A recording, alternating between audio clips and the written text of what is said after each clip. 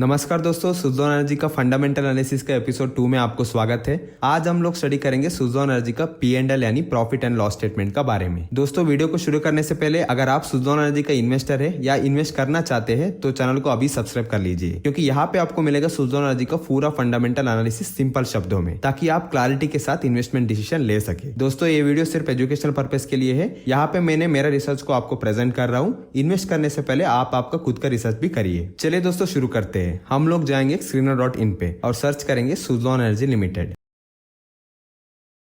दोस्तों, ये है सुज़लोन एनर्जी का P&L यानी प्रॉफिट एंड लॉस स्टेटमेंट। दोस्तों, अगर आपको P&L स्टेटमेंट पढ़ना नहीं आता है तो आप मेरा चैनल पर जाके फंडामेंटल एनालिसिस प्लेलिस्ट में profit and loss statement explain वाला वीडियो देख सकते हैं। उस वीडियो को देखने के बाद आप कोई भी कंपनी का P&L स्टेटमेंट को अच्छे से समझ पाओगे। चलिए दोस्तों, एनालाइज करते हैं सुज़लोन एनर्जी का P&L। दोस्तों, यहाँ पे हमको ऑलमोस्ट 10 साल का डेटा मिला है। हम लोग पूरा 10 साल का डेटा एनालाइज करेंगे, क्योंकि इससे हमको सुज़लोन एनर्जी का हिस्ट्री से लेकर प्रेजेंट कंडीशन तक पूरा समझ में आएगा, क्योंकि सुज़लोन एनर्जी का केस में एक ग्रोथ ट्रेंड बहुत इंपॉर्टेंट है। दोस्तों, यहाँ पे देखिए, मार्च 2014 में सेल्स था लगभग 20,000 करोड़ के आसपास, और वो घट गया 19,000 करोड़, 9,000 करोड़, और 2020 में ये जाके लगभग 3,000 करोड़ पहुंच गया। फिर उसके बाद कंपनी का रेवेन्यू फिर से कम बैक किया और ये इंक्रीज होके लास्ट ईयर यानी फाइनेंशियल ईयर 25 में 10,890 यानी 11,000 करोड़ का आसपास पहुंच गया था। मतलब कंपनी का रेवेन्यू पहले बहुत ज्यादा था, फिर वो घट गया, और 2020 के बाद कंपनी ने रिकवरी किया। अभी ऑलमोस्ट 11,000 करोड़ आसपास का रेवेन्यू कमाया था कंपनी लास्ट साल में। मतलब कंपनी का रेवेन्यू में सॉलिड कमबैक हो रहा है। और दूसरा चीज में चलते हैं एक्सपेंसेस। दोस्तों, यहाँ पे देखिए, हम लोग रिसेंट 5 इयर्स का डेटा पे फोकस करेंगे तो रेवेन्यू और एक्सपेंसेस में ज्यादा डिफरेंस नहीं है। देखिए, यहाँ पे 2022 में रेवेन्यू था लगभग 6,500 करोड़ के आसपास और एक्सपेंस था 5,600 करोड़ के आसपास। मतलब जो ऑपरेटिंग प्रॉफिट था वो सिर्फ 900 करोड़ था। और यहाँ पे देखिए दोस्तों, लास्ट ईयर में कंपनी का रेवेन्यू था 11,000 करोड़, लेकिन प्रॉफिट था सिर्फ 1,800 करोड़। मतलब कंपनी का जो प्रॉफिट मार्जिन है वो बहुत कम है। आप यहाँ पे देख सकते हैं कि ये 15, 16, 17% के आसपास है। चलिए इसका पीछे का रीजन समझते हैं। दोस्तों, सुज़लोन एनर्जी क्या करता है? Suzlon energy wind energy turbines बनाएगा और उसको बेच के पैसा कमाएगा, और उसका सर्विसेज से भी पैसा कमाएगा। लेकिन वो सर्विसेज से जो कंपनी कमा रहा है वो पैसा जो प्रोडक्ट बेचने से यानी टर्बाइन बेचने से जो पैसा आता है उसका सामने वो बहुत कम है। इसलिए हम लोग प्राइमरी रेवेन्यू यानी विंड टर्बाइन बेचने से जो प्रॉफिट आता है उसी का ऊपर फोकस करेंगे। तो दोस्तों, विंड टर्बाइन्स बनाने के लिए रॉ मटेरियल्स का जरूरत पड़ता है, मैन्युफैक्चरिंग फैसिलिटी चाहिए, एम्प्लॉइज का सैलरी, ये सब मिला के जो एक्सपेंसेस आता है वो यूजुअली ज्यादा ही आता है। दोस्तों, प्रोडक्ट बेस्ड बिजनेस में operating profit margin percent almost कम ही रहता है, 25-30% के आसपास। यहाँ पे सुज़लोन एनर्जी का जो 16-17% है ये भी जस्टिफाइएबल है, लेकिन कंपनी इसको थोड़ा बढ़ा के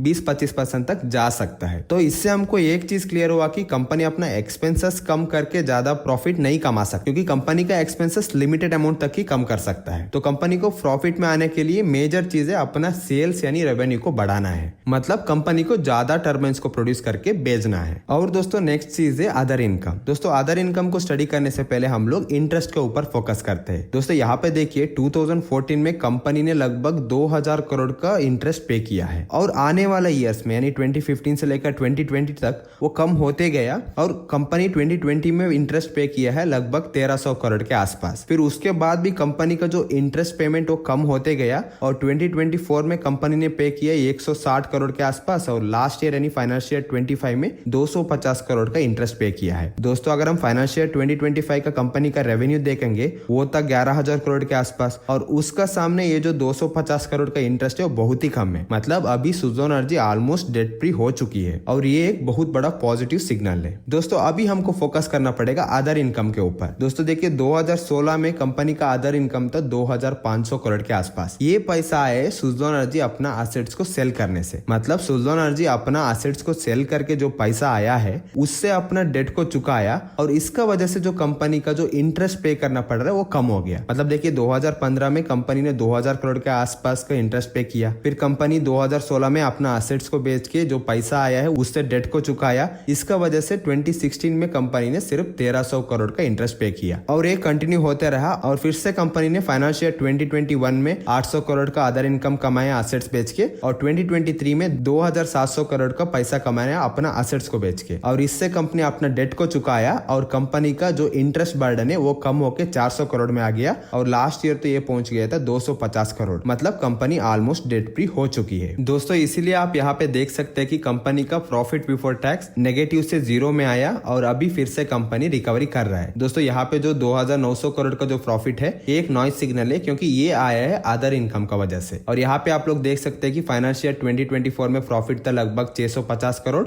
और लास्ट ईयर यानी फाइनेंशियल 2025 में ये डबल होके ऑलमोस्ट 1400 करोड़ पहुंच चुका है। मतलब कंपनी सॉलिडली रिकवरी कर रहा है। इसी का वजह से नेट प्रॉफिट भी सेम ट्रेंड फॉलो कर रहा है और ईपीएस भी। दोस्तों P&L स्टेटमेंट में सब चीज इंटरकनेक्ट होता है। अगर कंपनी का रेवेन्यू बढ़ रहा है और इंटरेस्ट यानी डेट कम हुआ है तो ऑटोमेटिकली कंपनी का पीबीटी यानी profit before tax, net profit, EPS सब पॉजिटिव जोन में रहता है। चलिए दोस्तों अब एक बहुत ही इंपॉर्टेंट चीज समझते हैं। दोस्तों लास्ट ईयर में कंपनी ने लगभग 11,000 करोड़ का रेवेन्यू कमाया है, तो इस साल कितना कमा सकते हैं और नेक्स्ट 5 ईयर्स में कितना कमा सकते हैं। दोस्तों फोकस करिए, सुज़लोन एनर्जी का जो बिजनेस मॉडल है वो प्रोडक्ट बेस्ड है। मतलब सुज़लोन एनर्जी अपना विंड टर्बाइन्स को प्रोड्यूस करेगा और उसको बेचने से पैसा कमाएगा। मतलब यहाँ पे इंपॉर्टेंट फैक्टर है सुज़लोन एनर्जी कितना टर्बाइन्स प्रोड्यूस कर पाएगा एक साल में, राइट। मतलब सुज़लोन एनर्जी का मैन्युफैक्चरिंग कैपेसिटी क्या है, क्योंकि दोस्तों आज का डेट में यानी सितंबर 2025 में कंपनी के पास लगभग 6 गीगावाट का टर्बाइन्स का ऑर्डर है और कंपनी का मैन्युफैक्चरिंग कैपेसिटी है 4.5 गीगावाट का। और 2024 में कंपनी ने 0.75 गीगावाट का विंड टर्बाइन्स को सप्लाई किया है और 2025 में 1.50 गीगावाट का। इसीलिए आप देख सकते हैं कि फाइनेंशियल 2024 का कंपैरिजन में फाइनेंशियल 2025 में प्रॉफिट ऑलमोस्ट डबल हो चुका है और रेवेन्यू भी ऑलमोस्ट डबल हो चुका था, क्योंकि कंपनी ने 2024 का कंपैरिजन में 2025 में ऑलमोस्ट डबल अमाउंट का विंड टर्बाइन्स को सप्लाई किया है। मतलब 0.75 गीगावाट से 1.50 गीगावाट तक। तो ये कहां तक जा सकता है? ये जा सकता है कंपनी का मैन्युफैक्चरिंग कैपेसिटी तक, वो है 4.5 गीगावाट का। मतलब 2026 में अगर कंपनी चाहेंगे तो 1.50 गीगावाट से 3 गीगावाट तक टर्बाइन्स को प्रोड्यूस कर सकता है और सेल कर सकता है। अगर हम 2025 का ऊपर फोकस करेंगे तो 2025 में कंपनी ने 1.50 गीगावाट का विंड टर्बाइन्स को प्रोड्यूस किया है और मैन्युफैक्चरिंग कैपेसिटी तो लगभग इसका 3 गुना है। मतलब कंपनी का रेवेन्यू ऑलमोस्ट 2.5 से 3 गुना बढ़ सकता है लास्ट ईयर का कंपैरिजन में। मतलब लास्ट ईयर जो रेवेन्यू था 11,000 करोड़ का और कंपनी का मैन्युफैक्चरिंग कैपेसिटी लास्ट ईयर जो प्रोड्यूस हुआ 1.50 गीगावाट का विंड टर्बाइन्स उससे 3 गुना ज्यादा है, यानी 4.5 गीगावाट। इसलिए रेवेन्यू इंक्रीज कर सकता है कि 25,000 करोड़ से 30,000 करोड़ के आसपास तक। मतलब सुज़लोन एनर्जी अपना प्रेजेंट मैन्युफैक्चरिंग कैपेसिटी से ही अपना रेवेन्यू को 2 से 3 गुना बढ़ा सकता है। तो एक चीज क्लियर है, प्रेजेंट कंडीशन में सुज़लोन एनर्जी के पास ऑर्डर बुक भी स्ट्रॉन्ग है लगभग 6 गीगावाट का और कंपनी का मैन्युफैक्चरिंग कैपेसिटी भी कैपेबल है, ये लगभग 4.5 गीगावाट का है। मतलब शॉर्ट टर्म में यानी आने वाला 3-4 साल के लिए कंपनी का रेवेन्यू बढ़ने के लिए कोई ऑब्स्टेकल्स नहीं है। लेकिन 3-4 साल के बाद कंपनी का फ्यूचर क्या होगा दोस्तों, इसका ऊपर हमको क्लैरिटी आने के लिए हमको ये देखना पड़ेगा सुज़लोन एनर्जी कहाँ पे इन्वेस्ट कर रहा है। अगर सुज़लोन एनर्जी नया मैन्युफैक्चरिंग यूनिट को बाई करने में फोकस कर रहा है तो कंपनी का रेवेन्यू का अपर कैप बढ़ सकता है, क्योंकि विंड टर्बाइन का प्रोड्यूसिंग कैपेसिटी भी बढ़ जाएगा नया मैन्युफैक्चरिंग फैसिलिटीज को